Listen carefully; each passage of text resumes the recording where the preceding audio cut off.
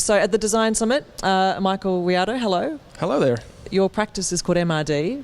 Tell me what that is. Well, actually what we are is we're a lighting design firm. We have 3 divisions to our business. The very core of our business is a design firm.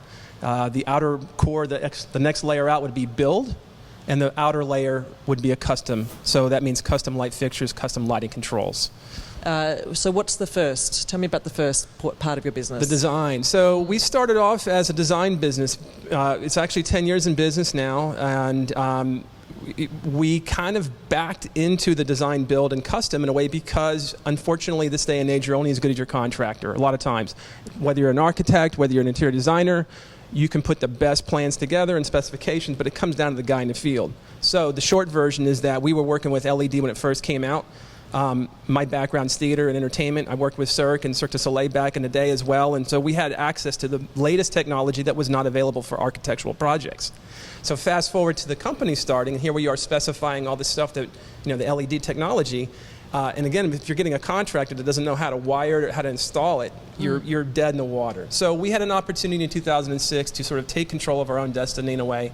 We ended up getting an award for that project as well at the first time doing it, and it just changed our business from that point. Okay, and the second part of your business? Is the build. So what that is, again, that would be the integration part of our business. That would be the procurement. That would be all of our technical department. We have a full-on division that does nothing but technical drawings and specifications to make sure that what is being conceived on paper from a lighting perspective actually works, going all the way through the dimming system controls and something that a contractor can understand.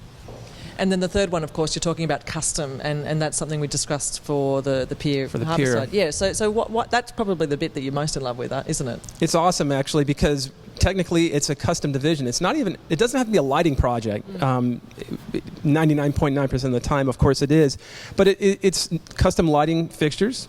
We do a lot of custom lighting controls. We get into a lot of existing condition situations, whether it's on cruise ships, which we do a lot of work on, whether it's residential or hospitality.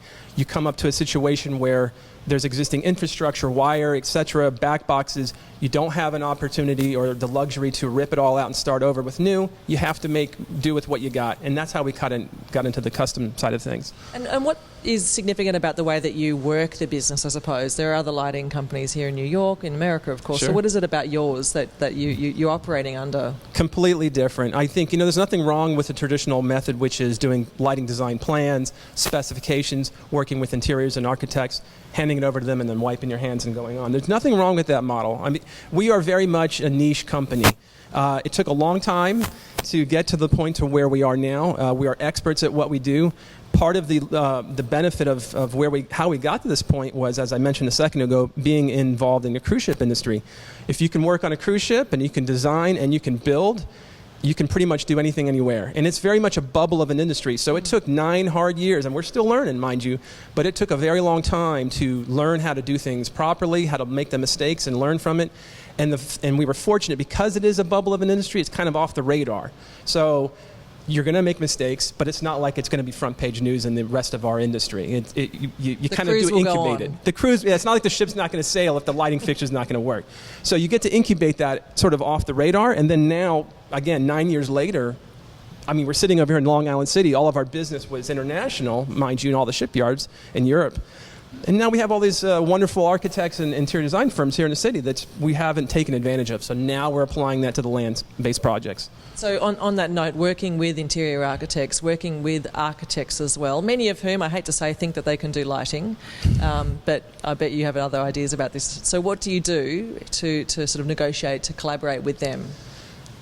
Well, first of all, the first thing we do is we ask what the budget is. Because I'm serious, it's all nice and dandy to come up with a great concept, but if you can't fiscally pull it off, why are we wasting our time and our clients' time?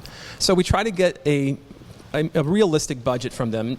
Unfortunately, a lot of times it's still a new concept, I think. We still try to aim high and start with concept and then drill it down. But it's really important to get that budget up front. The next thing is we do a lot of renovation projects. I actually prefer those over new builds. It forces you to be more creative. You have to look at existing conditions, what can be saved, what can, this type of thing. You're doing a forensics on a building. It's just a great opportunity. It's a lot of fun.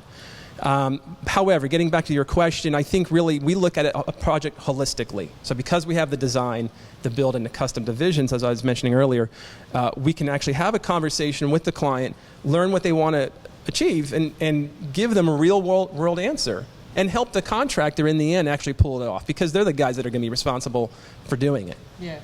Michael, thank you so much. It's great to hear about your company. Thank you. Thanks for your time.